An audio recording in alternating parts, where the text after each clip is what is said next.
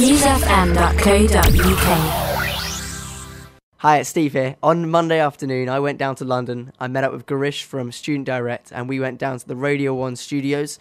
We saw the Live Lounge, we saw Scott Mills doing his show, and we even bumped into Mini-Me. And had a chat with a guy called Greg James. FuseFM. Okay, Greg James, welcome along. Welcome along, Steve. I've wanted to say that for ages. So you've got a new show, no more early mornings for you. How's it all going? It's going well. It's been a weird couple of weeks because the first week was a bit unknown. I was a bit scared. I was a bit stressed out. Oh God, how do you start a Radio 1 show from scratch? And that's quite difficult. But the second week, I'm really getting into it, and the start of this week now, it feels a little bit more normal. So I'm happy, and I'm getting there with my routine. I'm learning that I can stay up to at least 12 o'clock. And you've got a bit of a social life now? A little bit. Yeah. I don't have much of a life, but I'm getting a little bit back. Nice. Nice. And how's life without the flash?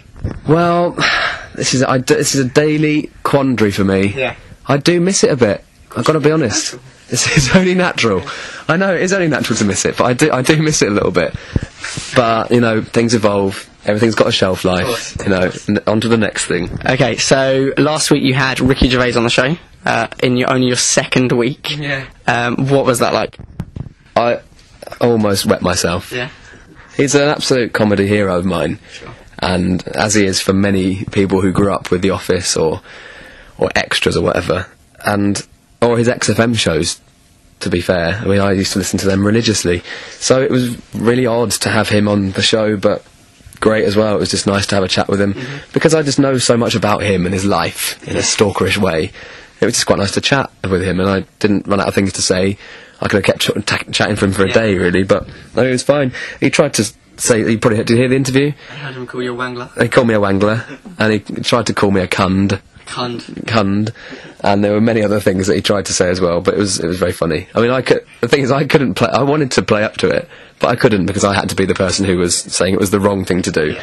But exactly, my producer was sort of having kittens in the corner, just going, "Oh my God, what are you doing?"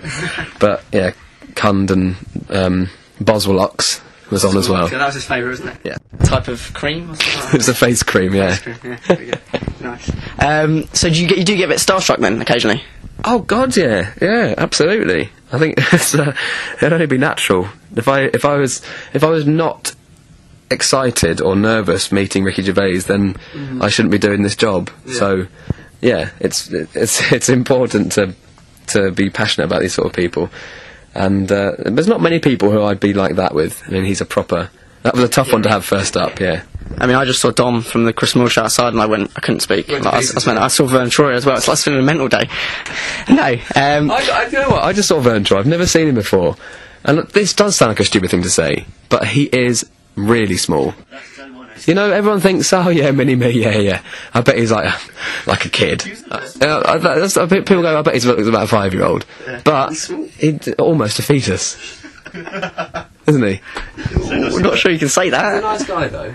Yeah. I'm sure. I've never met him. But. Yeah. No, he seemed nice. He had his shades on, so he looked a proper celeb. Yeah. Proper celeb. Sorry, so he's got his shades on, but no one's going to recognise him. Yeah. God, who's that? It covers up the eyes. I wonder who that is under those shades. Okay, so you rose up through student radio. So in many ways you owe part of your success to student radio. How important do you think student radio is to the radio industry as a whole? Very, especially considering what's going on in the commercial sector at the moment, and that a lot of people are losing their jobs, which is really awful, and they're cutting back on the amount of live local shows that they're doing.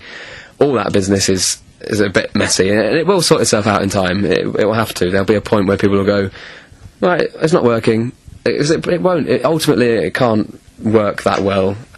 So there'll be a shift at some point. Everything will sort itself out. But at the moment, especially, student radio is the place where you can just go and mess about for 2 or 3 hours on your show and just have total freedom to do what you want. Yeah. And that was invaluable to me. And I don't hide the fact that I was on student radio. I'm very proud to have come from student radio, because it was just the best 3 years ever.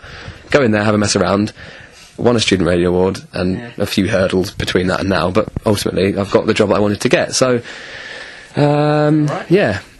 So, do you feel a little bit more restricted now? Obviously, you have to be careful because it's the BBC, and you've got to look at the BBC bigger picture. And obviously, I've got to be a grown-up now and not do stupid things, not say Tosser or whatever on the radio, or Boswellocks. But yeah, you have to be mindful of the people who you're broadcasting to. You've got a lot of young people listening, a lot of young kids, young mums with young kids will be listening during the afternoon and all that kind of business. So you've got to be really careful. But you still feel you can talk about what you want? Absolutely, yeah. They're brilliant here. They let me do what I want, really, and try stuff out, and if it's okay, then I'll do it again. If it's not, then we'll forget about it and move on. How has the tone of your show changed from being early breakfast to making the switch into lunchtime? Hopefully not much at all. That's kind of my ultimate aim, is to get to where I was on earlies on this show. There's going to be a period of transition during this show where I'm finding my feet a little bit, finding out, because I've never done this show before. I've never even depped this show before, 1 till 4. So it's all kind of new. But when I've got I've sorted myself out, and I feel like I am a bit more, I can bring the early breakfast spirit to the afternoons. That's the idea. It sounds a bit stupid, but that's ultimately what I want to do. Just mix it up a little bit, try some silly stuff out, and there's no reason why I can't do what I was doing earlies in the afternoon. But just with a bit more gloss, really, because we've got more time to prepare it, more time to do interviews. We've got big guests. Get some sleep, exactly. But I mean, a lot of the funny stuff on earlies came from sleep deprivation and tired and drunkenness. Oh, you said it. Well, I can't do that now, obviously. There was only a couple of mornings where I was a little bit drunk. Did it affect your show massively? No, it made it funnier, if anything. Yeah. Were they just after Christmas parties and stuff like that? One of them was after the Brits, and one of them was after the Student Radio Awards. Oh, you just had a piss up at the Student Radio Awards? No, it was. I wasn't drunk. Let me just say, I wasn't drunk on air. I was just merry. And I was sleep deprived, and I was working. I was working at the Brits, and I was working at the Student Radio Awards. So, if they didn't want a drunk mess on the air, they should have given me the day off. Yeah. But they didn't, so they got a drunk mess. So I just got really drunk. Okay, so 3 years ago you were going into your final year at university, which is ridiculous if you think about it.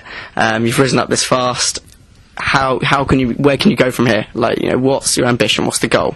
The only way's down, isn't it? I wasn't going to say that. I've peaked. This is it. If you peaked too early.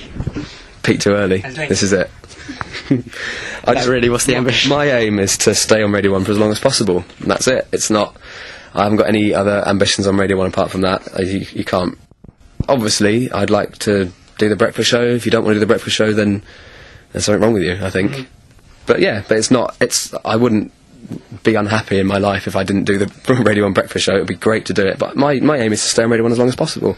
I'm having the best time ever, and it's my dream job, so I'm not going to mess it up. Who were your idols when you were growing up? Chris Evans, Chris Moyles and Scott, and Chris Tarrant on Capital. Of course. Bit of Dr. Fox on the chart for one of the possibly the ultimate power jock of all time. He was a power jock. Listen to him hit that vocal. Yeah. He hits a vocal better than no other man. And who else?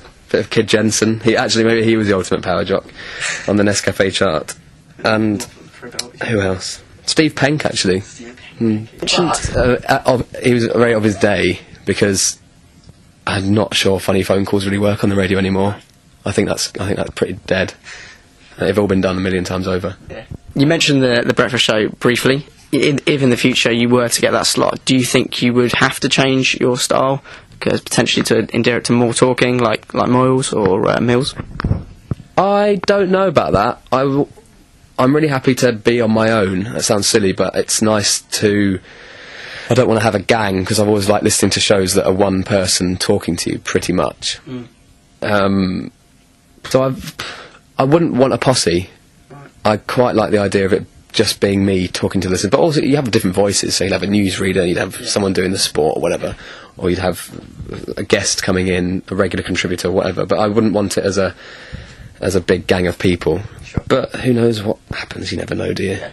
FuseFM.co.uk